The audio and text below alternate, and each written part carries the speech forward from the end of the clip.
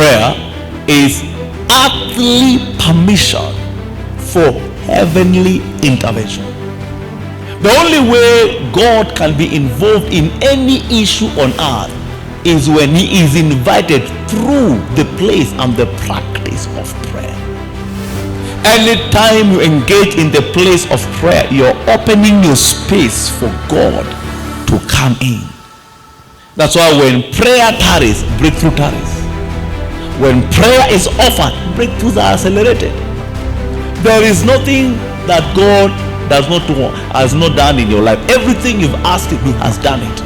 But it is your prayer life that accelerates that miracle from a spiritual standpoint to a physical standpoint. Every negative thing in your life is because something has delayed in the place of prayer. Prayer are not just words. You know, sometimes say pray, Rabosha, Igada, oh Father, worship and all that. That prayer is the connection, the bond, the covenant that is built over time between the heart of man and the heart of God. Prayer is a domicile. It is, listen, this domicile determines your character, determines your convictions, determines your mindset, determines your attitude.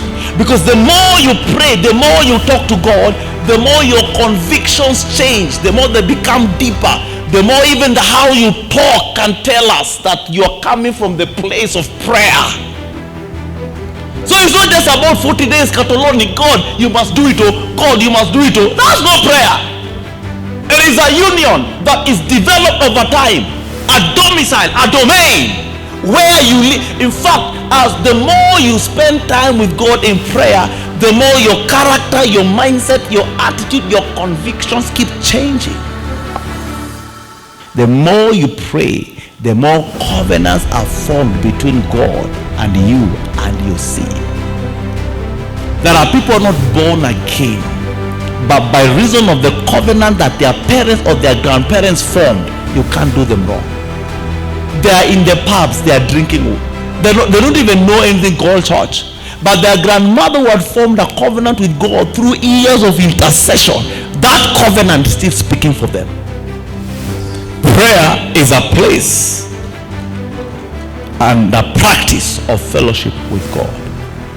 Yeah, because the moment you hit the place of prayer, if you understand what prayer is, you know that I have an opportunity to explore God. I have an opportunity to know God, and this thing is not mental. And the more you spend time in prayer, the more your heart begins to know God, to understand his ways. And there is no way you can know God and be broke, sick, busted on earth.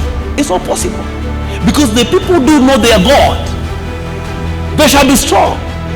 Now, why are people praying and they're weak? It's because they are not praying.